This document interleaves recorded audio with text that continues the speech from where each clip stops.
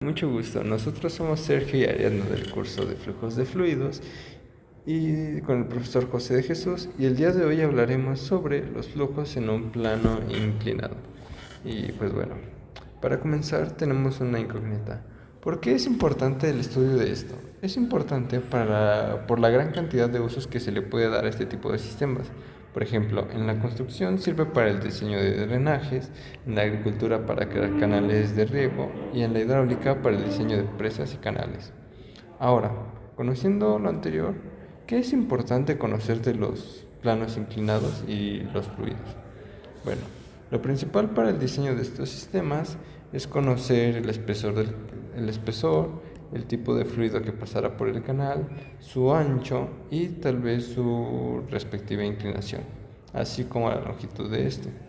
Una vez conociendo lo anterior, es sumamente importante calcular o deducir cosas como la velocidad o el caudal que se puede llegar a alcanzar. En primera instancia, para calcular cosas como la velocidad, es importante saber que esta depende de la posición que alcance el fluido, ya que, si recordamos, los fluidos se estudian de manera laminar. ¿Qué queremos decir con esto? Que tenemos que dividir el fluido en capas y hacer cálculos independientes respecto a la capa que se va a estudiar. Para simplificar las cosas, nos enfocaremos en dos partes. Cuando X o la lámina que se va a estudiar se encuentra en la superficie del fluido y cuando la lámina a estudiar se encuentra en la parte más baja, es decir, la que roza con el canal. Y pues bueno, ¿a qué se debe? Y esto es porque la parte más baja del fluido requiere más esfuerzo para ser movida y la parte más superficial requiere un mucho menor esfuerzo. Por lo tanto, llegamos a la conclusión de que en la superficie del líquido la velocidad será máxima y la velocidad llegará a su punto mínimo en la parte más baja del fluido. Todo esto es por las fuerzas de fricción. Ahora, una fórmula que nos ayudará para calcular la velocidad es la siguiente. Y bueno, aquí ya tenemos escrita la fórmula y cabe recalcar que la velocidad depende de x. Y pues bueno, contamos con letras como mu, que representa la viscosidad, la letra rho, que es definida por la densidad del flujo, y la letra sigma, que representa el espesor del fluido. También contamos con otras letras como la letra g, que describe la gravedad, x, que es que representa la posición de la capa, y el coseno de beta, siendo beta el ángulo en el que se encuentra el plano. Y ahora, como antes se mencionaba, si queremos calcular una velocidad máxima del flujo, se tomará en cuenta la parte superior del fluido, por lo que la parte superior del fluido se toma como x es igual a 0. Pues bueno, aquí ya tenemos sustituida la x igual a 0 y bueno, esa parte se quedaría eliminada, por lo que nos quedaría que velocidad máxima es igual a la densidad por la gravedad por el espesor al cuadrado por el coseno de beta sobre 2 veces mu por 1. Y pues bueno, ya finalmente la velocidad máxima nos resultaría como la densidad por la gravedad por el espesor al cuadrado por el coseno de beta sobre 2 veces mu. Y ahora, con esta fórmula podemos calcular la velocidad máxima que alcanzará un fluido, o bien si necesitamos una velocidad máxima en específico, podremos calcular cosas como el ángulo que necesitaremos para alcanzar dicha velocidad, o estar jugando con cosas como el espesor. Y bueno, la segunda cosa importante que podremos calcular es el caudal, que no es otra cosa más que la cantidad de volumen de líquido que pasa sobre un determinado tiempo. Y bueno, por otra parte también tenemos otro tipo de caudal que pasa por una determinada área. Sin embargo, ¿cuál es esta área? Y esta área es determinada por W, que es el ancho, por el espesor del caudal. Y bueno, una vez sabiendo esto, podemos escribir una ecuación para calcular un caudal, que está escrita por Q, que es igual a la densidad, por la gravedad, por el espesor al cuadrado, por el coseno de beta, sobre 3 veces mu. Y al hacer un análisis de unidades, nos damos cuenta que la densidad tiene unidades de kilogramos sobre metro cúbico, la gravedad de metro sobre segundo al cuadrado, el espesor es metros cuadrados por el cuadrado de la fórmula, y la viscosidad es kilogramos sobre metro por segundo. Y ahora hacemos nuestra cancelación de unidades y vamos a terminar con lo siguiente.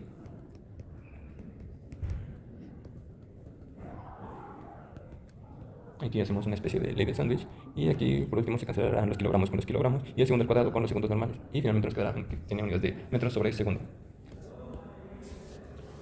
Ahora, para conocer Q minúscula o el caudal que pasa por una determinada área, se determina esto último, que se saca multiplicando W, que es el ancho, por el espesor, que ambos tienen las unidades de metros, y metro por metro es metro cuadrado. Y al hacer la operación de multiplicar el área por el caudal, nos queda que las unidades de metro cúbico sobre segundo, que es un volumen sobre una unidad de tiempo. Y ahora, para simplificar todo esto, podemos escribir una nueva ecuación para obtener un caudal de manera más sencilla. Ahora, se sabe que Q es igual a un área por Q mayúscula, que es igual a Q por el espesor por un W por Q, que a su vez, si sustituimos la Q con los datos iniciales, nos queda que es densidad por W por el espesor, por la gravedad, por el espesor al cuadrado, todo eso sobre 3 veces mu. Y también el coseno de beta. Y ahora, al simplificar un poco, nos queda la ecuación final, que sería Q igual a W por la densidad, por la gravedad, por el espesor al cubo, por el coseno de beta, y todo eso sobre 3 veces mu. Y de esta forma podremos obtener Q con un Q minúscula o un caudal que pasa por una determinada área por un solo cálculo.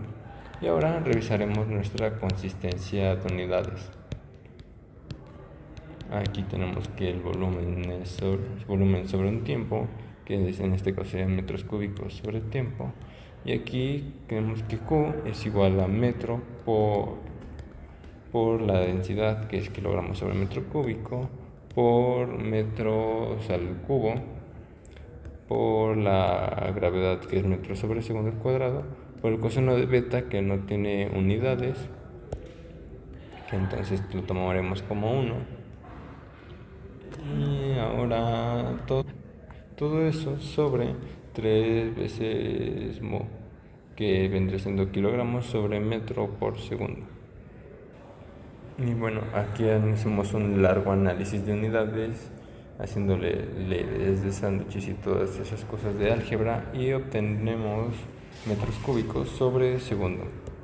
Ahora nos damos cuenta de que estas unidades son consistentes, por lo que nuestra álgebra es correcta y podemos hacer cálculos prácticos. Y bueno, a continuación presentaremos un problema.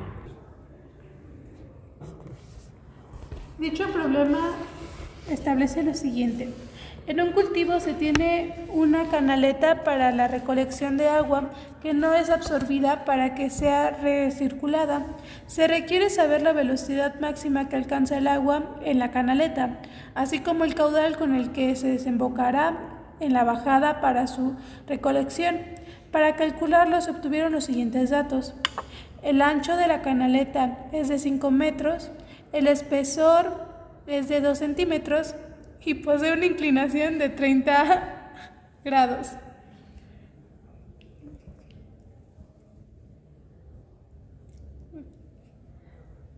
Bueno, los pasos que vamos a seguir. Primero se analizan los datos con los que contamos, como la densidad, el espesor,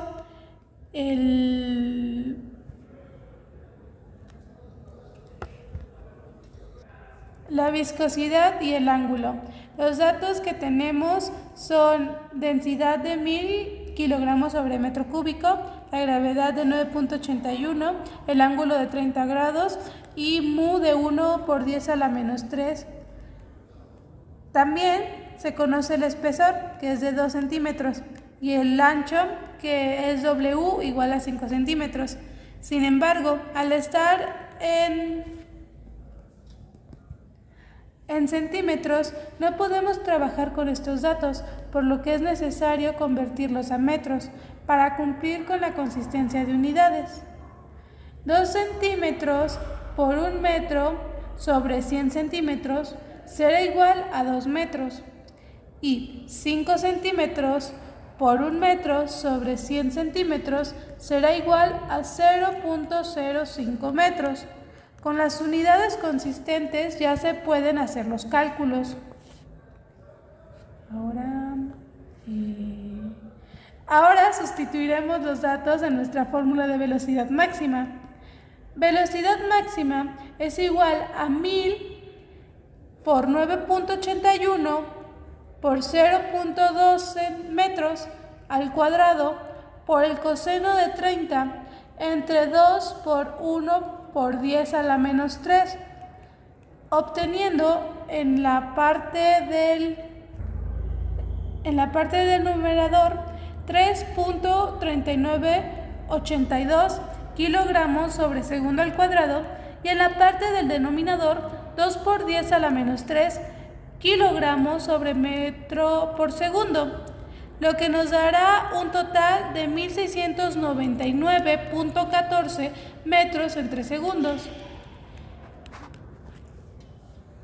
Posteriormente nos dedicamos al cálculo del caudal, donde Q es igual a densidad por gravedad por el ancho por el espesor al cubo por el coseno de B entre 3 por mu. De tal modo que al sustituir será en la parte superior 1000 por 9.81 por 0.05 por 0.02 al cubo por el coseno de 30 entre 3 por 1 por 10 a la menos 3 kilogramos sobre metro por segundo, obteniendo así 56.63 metros cúbicos sobre segundo, lo que vamos a transformar a litros sobre segundo, dándonos un total de...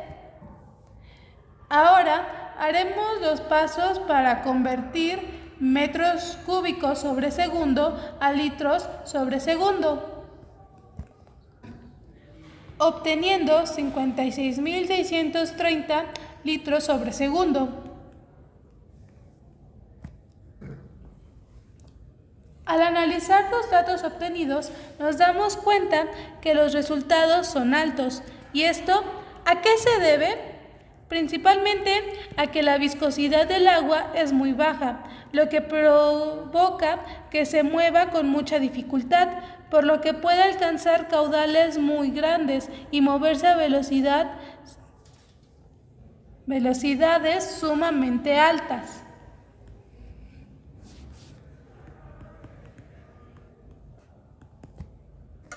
Muchas gracias por ver. Este fue nuestro proyecto de video para la clase. Gracias.